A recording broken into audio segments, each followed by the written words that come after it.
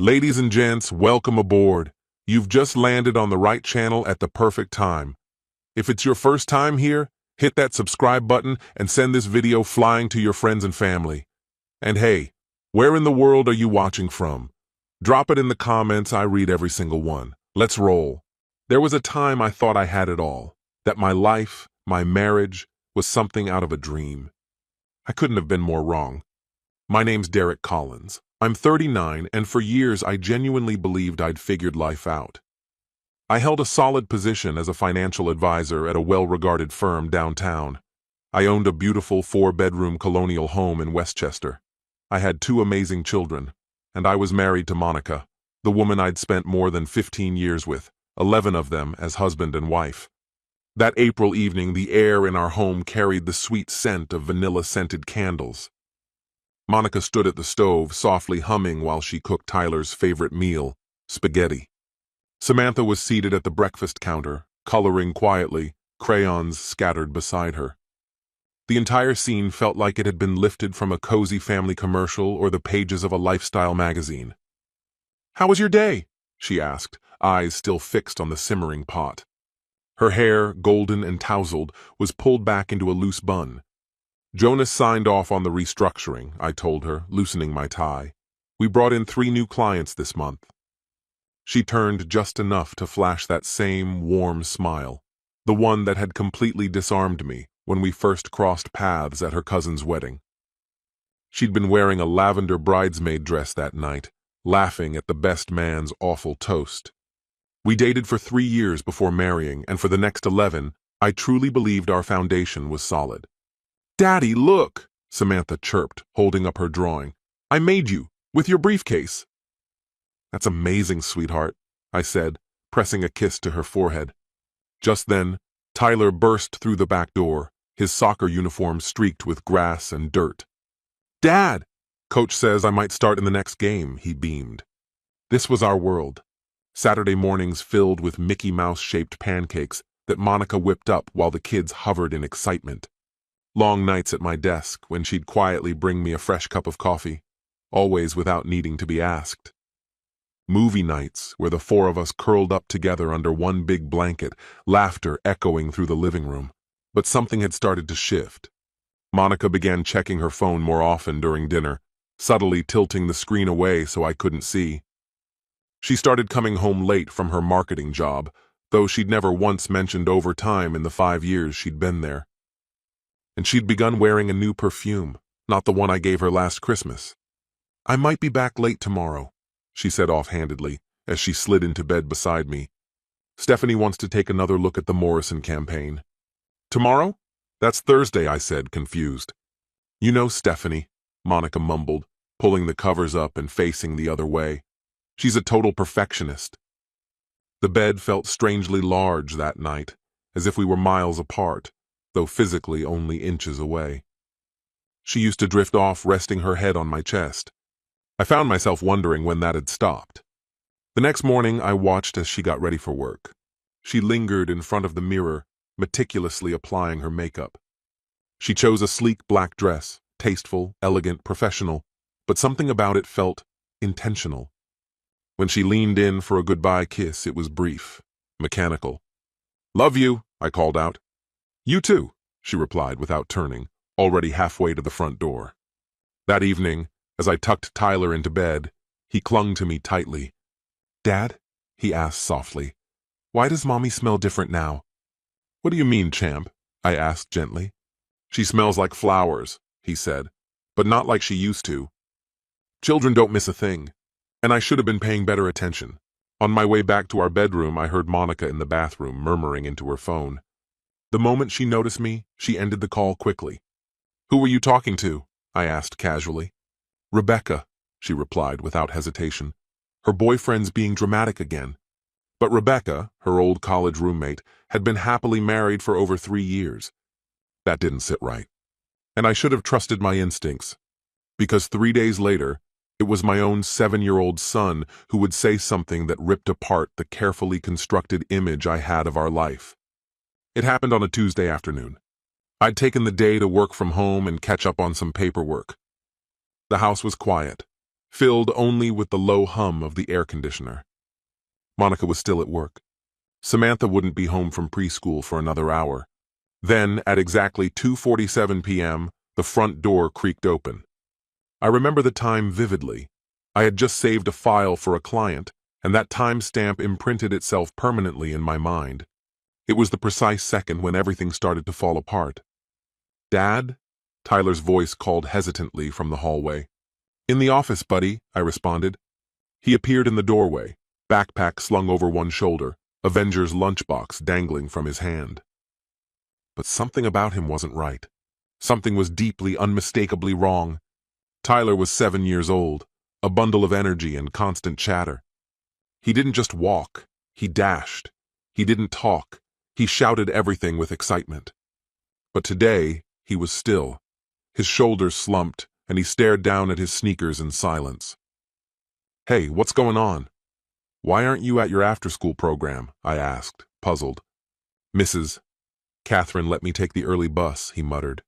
I told her my stomach hurt. I pushed back from my desk and held out my arms. "Come here, bud."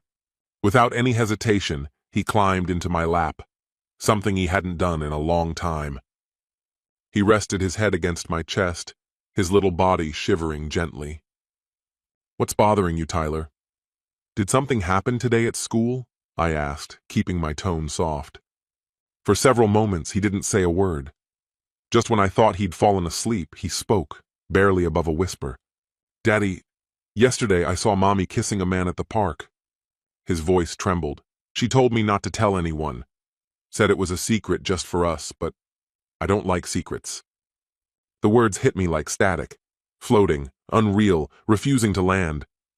A chill ran through my spine, followed by a burning wave, and then nothing. Just numbness. Instinctively, I held him tighter. "What did you say?" I asked, my throat suddenly parched. Then came the tears, silent, steady tears that soaked into my shirt. "Yesterday, when Mrs. Kim took us to Riverside Park for our science project," he said between sniffles, "we were collecting leaves. I saw Mommy's car. She was with a man.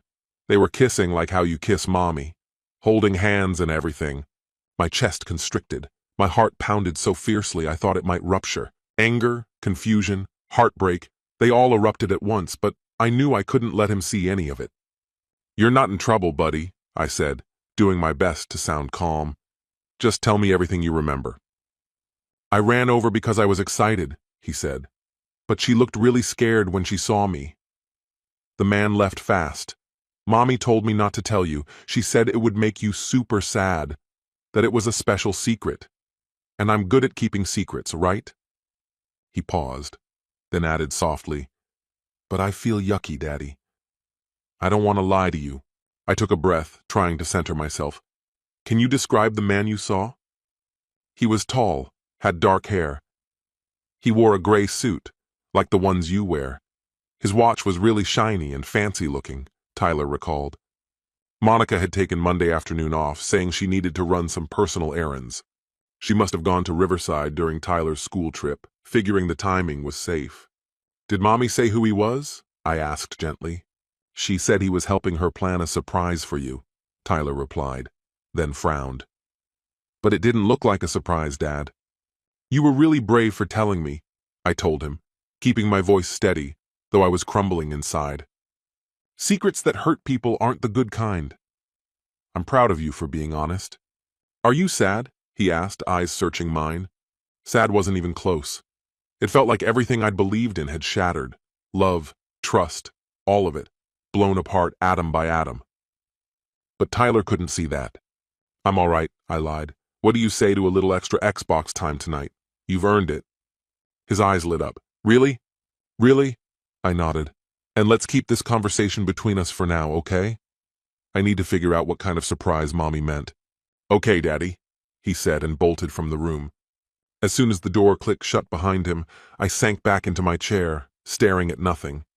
In a few innocent sentences, my son had unknowingly handed me the ruins of my marriage. But it wasn't his fault. Monica had pulled the trigger. Tyler had only led me to the wreckage. My thoughts spun, rewinding over the last few months, the unexplained absences, The sudden interest in fashion, her coldness in bed, the excuses about being tired, the spa getaways with women I'd never met. The emotional devastation took a back seat. The part of me trained for analysis, for structure and planning, took over. Emotions wouldn't get me anywhere now. I needed proof. I needed direction. I needed to think. I opened my laptop and started researching top-rated divorce lawyers and private investigators in the area. Monica would be home in 3 hours, expecting dinner, small talk, and the usual pretense. She might even kiss me hello, just 24 hours after kissing someone else. That evening, after I tucked Tyler into bed, I kissed his forehead and whispered, "Everything's going to be okay." He had no idea that while he was falling asleep, I was already drafting my first strategic move. Monica didn't yet realize that her own child had just unknowingly doomed her. Kevin Foster worked out of an office above a dry cleaner in downtown White Plains. It wasn't a flashy location, but it radiated privacy, and that was exactly what I needed. A co-worker had put me in touch with him. He'd worked with the guy during a messy corporate takedown. "People usually have a hunch when they hire me," Kevin remarked, pushing a folder across his sleek desk. "What they're looking for is concrete proof, evidence that stands up in court." "I want the full picture," I said, signing the contract without a second thought. "You're asking for everything? Financial records, photographs, timelines?" He gave a small nod. "That kind of coverage doesn't come cheap." "Cost isn't my concern," I replied. "I want a comprehensive investigation." Kevin studied me for a beat. "When did you first suspect?" "It's only been 4 days since I knew for sure." But truthfully, the signs were there for at least 3 months. I just didn't want to accept it. He gave a knowing nod. "That's how it usually works. The retainer gives you 3 weeks, surveillance, background checks, and a full evidence report." I provided him with all the patterns I knew. Monica's daily schedule, the places she frequented, the gym she claimed to use but rarely did, and her parents' home, where she allegedly spent every Thursday evening. Kevin scribbled notes across a yellow legal pad as I spoke. "Any idea who the other guy might be?" he asked. "Tall, dark hair, always dressed in gray suits, expensive watch." "My son saw them together," I answered quietly. Kevin's face shifted slightly. "That's rough." No child should have to carry that. The next 21 days became a slow-motion performance of a life I was faking. I wore the mask of a devoted husband, while our marriage silently unraveled beneath the surface. Every morning turned into an act. I'd whip up scrambled eggs for Tyler, pour Samantha's cereal just the way she liked, and hand Monica her coffee, 2 sugars, just like she preferred. To anyone on the outside, we looked like your standard happy household. Meanwhile, I watched her grin at messages I knew didn't come from her co-worker Rebecca or anyone from her firm. "Another late night?" I'd ask, my tone flat and unreadable. She'd exhale, barely glancing up from her screen. "That Morrison account is killing me. You know how it is." Yes, I knew exactly what was going on. Each day, Kevin sent discreet updates to a secure inbox I checked in private. Day 3. Monica entered the downtown Marriott at 12:47 p.m. and left at 2:15. Day 5. Dinner with Russell Warren at Romano's. He was identified as a divorced financial consultant from a competing firm. Day 8. A different hotel. This time she stayed for 3 full hours. The images were delivered in organized sets, everyone labeled and time-stamped. Monica laughing over a glass of wine with Russell, her hand casually resting on his thigh inside his BMW. Them kissing passionately in the shadows of a parking structure, her pressed up against him in a way I hadn't experienced from her in a long time. Each photo carved a little more out of what I used to be. Still, I archived them all with precision. I wasn't reminiscing, I was preparing evidence. The spending records told an equally grim story. Lingerie purchases made on days she'd claimed to be grocery shopping. Dinner charges for 2 people when she'd sworn she went to the spa alone. The hardest part was pretending everything was fine, helping Samantha trace her ABCS while Monica texted from the living room, cheering Tyler on from the sidelines while she stole glances at her buzzing phone. We even slept together twice during those weeks, Both times she initiated it, probably trying to soothe her own conscience. I didn't say a word when I caught the scent of a man's cologne clinging to her skin. But one night is burned into my memory. She was getting ready for another so-called client dinner, slipping into the sleek black dress I'd bought her for our 10th anniversary. "You look amazing," I said, leaning against the doorframe. She turned and gave me that smile I used to adore, the one that once made my heart race. Now it only made me sick. "These things always run late," she said cheerfully. "Don't wait up." "I'll leave your dinner in the oven," I told her. She walked over, kissed my cheek gently, careful not to smudge her lipstick. "You're the sweetest," she whispered before heading for the door. The irony was suffocating. I stood at the window and watched her drive off, fully aware that she was going to him, wearing the same dress I'd gifted her for our anniversary and the diamond earrings I had lovingly wrapped for her last Christmas. She used to say that ring on her finger meant the world to her. That illusion shattered the night Kevin called. "She's over at Warren's again," he said, voice flat. "That makes 3 visits this week. Make sure you get pictures," I instructed. "Already ahead of you," he replied. He hesitated for a second. "There's something else, Derek." He drew a breath. "I got access to Warren's phone activity. Don't ask me how. I didn't exactly go through proper channels." Then came the blow to the chest. "This isn't just a fling. They're laying groundwork. There are messages about her leaving you, about engagement rings, about starting over together. His divorce was finalized half a year ago, and your wife seems convinced she's next in line, ready to become the new Mrs. Warren." I sat alone in the dark, lights off in my office, letting it all land. This wasn't just infidelity. She wasn't sneaking around behind my back. She was rewriting her future, and I was no longer part of it. Kevin's voice broke through the silence. "What more do you need to see?" "Everything," I said. "I want it all. Texts, receipts, timelines, every second, every lie." The last 7 days of surveillance gave me just that. Monica and Russell ring shopping, while my wedding band was still on her hand. Meeting with a real estate agent to view condos. But the most crushing piece was a series of emails. In those messages, they discussed possible custody arrangements. Monica described me as an overworked, absent father, too buried in deadlines to care for his kids. Exactly 3 weeks and 4 days after hiring Kevin, he called again. This time his voice was lower, slower, more deliberate. "Mr. Collins," he said, "I've compiled what you asked for, but I need to warn you. Once you see it, there's no pretending anymore. No coming back from this." Walking into his office, I could feel the weight in the air. On his desk sat a thick manila envelope. It looked like it might explode. I didn't hesitate. My fingers didn't tremble as I reached for it. "Before you open that," Kevin said quietly, "understand, this isn't just fragments. It's the full picture." "I'm ready," I told him, already peeling back the flap. The first image stole the breath from my lungs. Monica and Russell, locked in a kiss in the Marriott lobby. Time-stamped 1:15 p.m. just last Tuesday. She had texted me at that moment, claiming to be in a budget meeting. I flipped through the contents, page after page. Photos of Monica entering and leaving Russell's building at all hours. Snapshots of the two of them dining at upscale restaurants she'd never mentioned before. In one photo, she was laughing, head thrown back, glowing in a way I hadn't seen in years. "The texts are next," Kevin said, nodding toward the second section. I turned to it, hundreds of printed screenshots. Their entire affair documented in digital ink.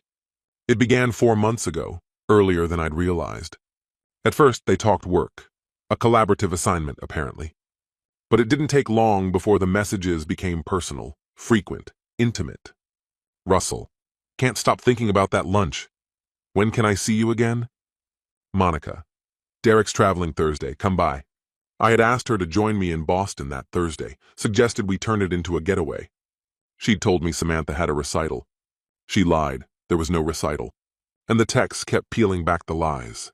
Monica, "He's a great father. That's what makes this so hard." Russell, "Great dads don't neglect their wives." Neglect? I'd been working 60-hour weeks to support the very life she demanded. When did dedication become a sin? But the worst thread was dated 3 days prior. Russell.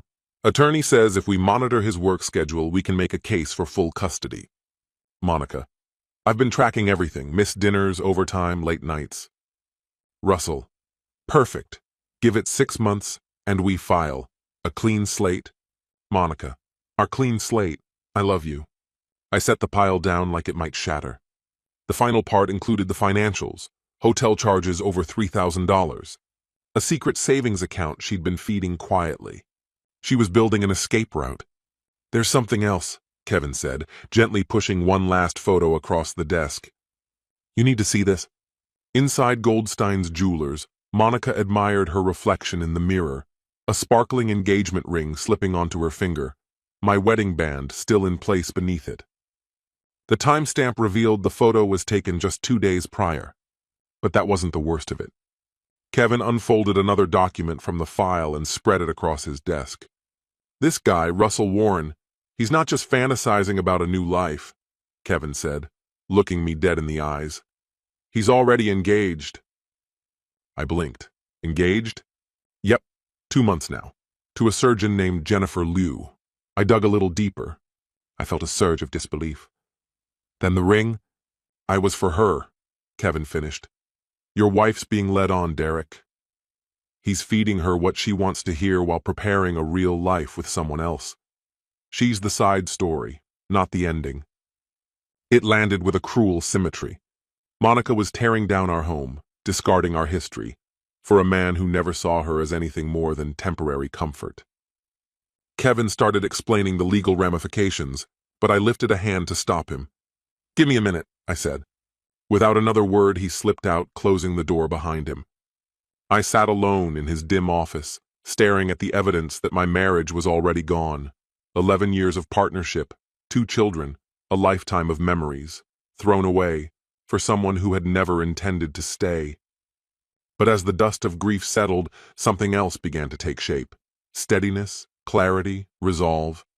Monica had miscalculated everything. She'd dismissed the prenuptial agreement she once mocked as cold and too formal. She'd left behind digital and physical evidence. Most of all, she had underestimated my resolve. I picked up my phone and called Richard Hawthorne. Richard, it's Derek Collins. I need to meet today. I'm packed with appointments, he replied. It's about the prenup, I interrupted. The one with the infidelity clause. There was a pause on the other end. How soon can you get here? He asked. Richard's office overlooked the Hudson, a sleek, glass-walled space that matched his precision. When I arrived, I had already buried my emotions. This was no longer about heartbreak. It was about strategy. After reviewing Kevin's report, Richard leaned back in his chair. This document is bulletproof, he said.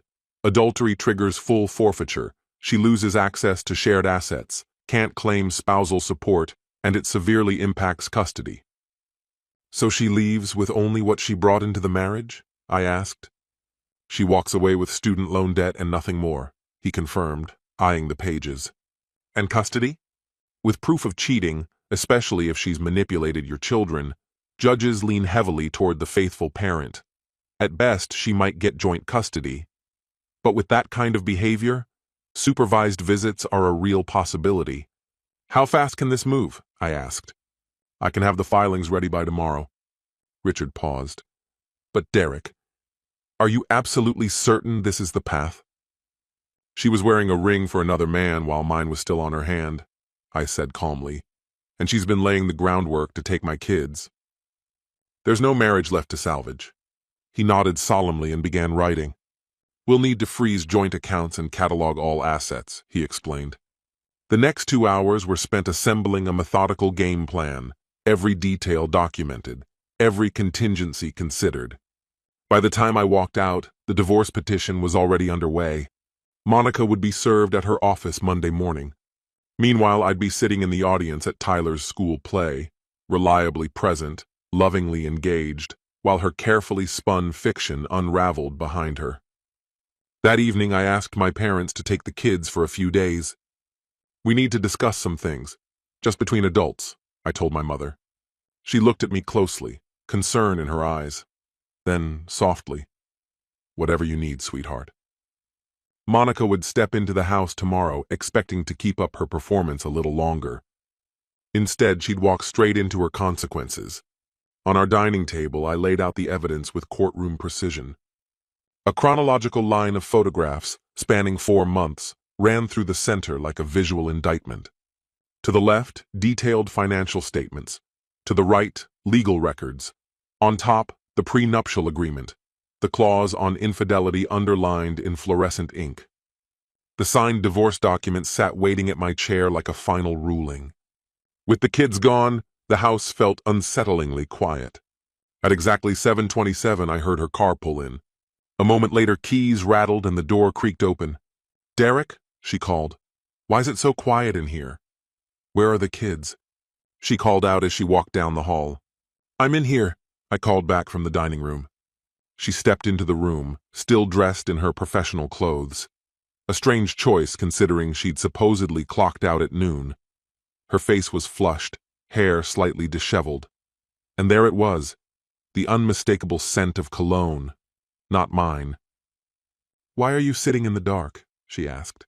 "Where is—" She stopped mid-question the moment she saw the table. Her face went pale. "We need to talk," I said, keeping my voice even. "Have a seat." She sat down like someone approaching a firing squad, eyes flitting across the spread of photographs and printed documents laid out in front of her. "Let me explain what you're looking at," I began, maintaining composure. "First image, March 15th. You and Russell Warren, downtown Marriott. That was the day you told me you were presenting to the Jonas Group." She opened her mouth. "Derek, just let me—" I continued without pause.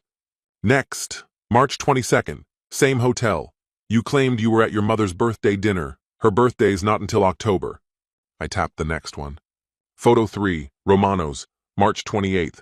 You texted me you were stuck late at work. That office must have candles and a $300 bottle of Barolo on standby. Tears started rolling down her cheeks. I didn't feel a thing. "Should I go on?" I asked. "There are 47 more. Or would you prefer to read some of the messages?" I reached down and picked up a transcript. "My favorite's from April 3rd, I said. You told Russell I was cold. That I prioritized my job over you." Her voice cracked. "How did you—" "Tyler," I replied. "Remember your son? The 7-year-old you dragged into this lie?" She opened her mouth, but nothing came out. "He spotted you in Riverside Park," I said. "It was during a school field trip." Then I hit play on my phone. Kevin had pulled the audio.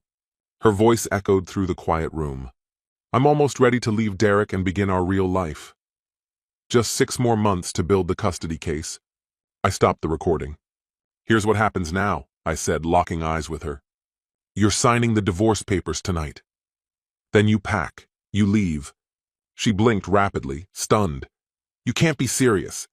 "I am. And I have every legal right to be. The prenup you signed makes this clear. Cheat, and you walk away with nothing. No house, no assets, no savings. It all stays with me." "And custody?" she asked, panic slipping into her voice. "Courts don't look kindly on parents who weaponize their children. You'll start with supervised visitation." She shot up and began pacing furiously. "You're being cruel. You're destroying this family." "No," I said, standing as well. "That happened the moment you let someone else into our bed.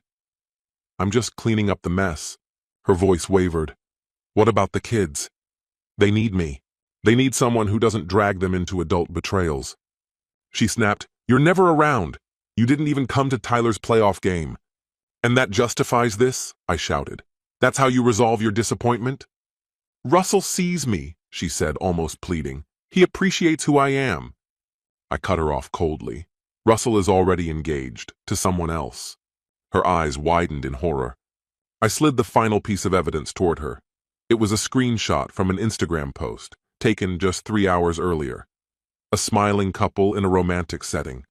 Caption: 2 months since I said yes to forever.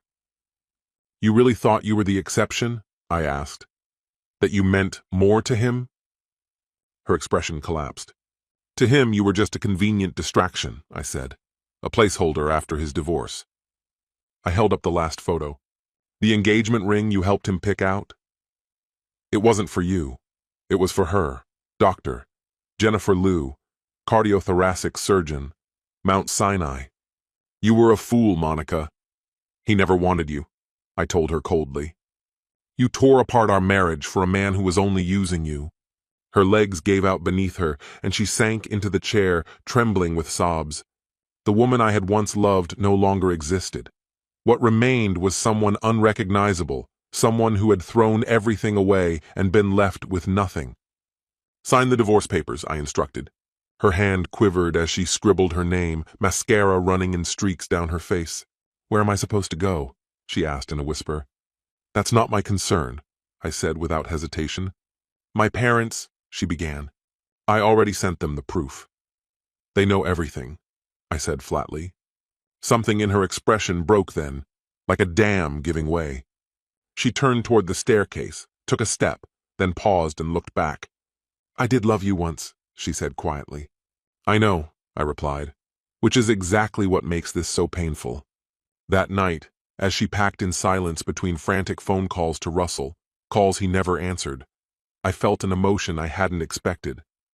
Not triumph, not even relief, just a deep, echoing emptiness. I had won, utterly, undeniably.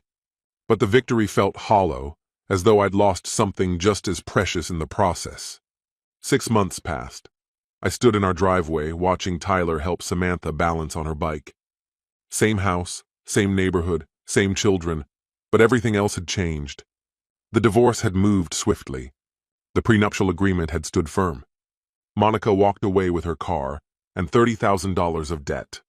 Now she lived in a modest 2-bedroom rental in Yonkers, folding clothes for a living at Nordstrom. The kids spent every other weekend with her.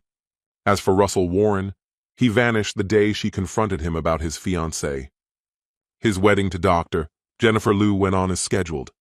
He relocated to Connecticut with his new bride. Monica never heard another word from him. My parents had stepped in to help during those early months. Surprisingly, her parents stayed involved in the children's lives. They still visited often, clearly disappointed in their daughter, but not blindsided by what she'd done. "Daddy, look!" Samantha yelled, wobbling down the driveway on 2 wheels. "I'm riding!" "You're doing amazing, sweetheart," I called back, clapping and smiling. That evening, as I read a story to Tyler at bedtime, he looked up at me. "Dad, are you happy?" "I'm getting there, buddy." "What about you?" I asked. He nodded slowly.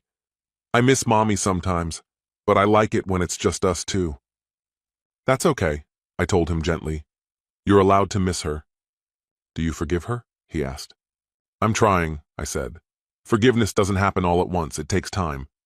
I reflected on the road we'd traveled. The betrayal, the fury, and now, this strange, steady calm.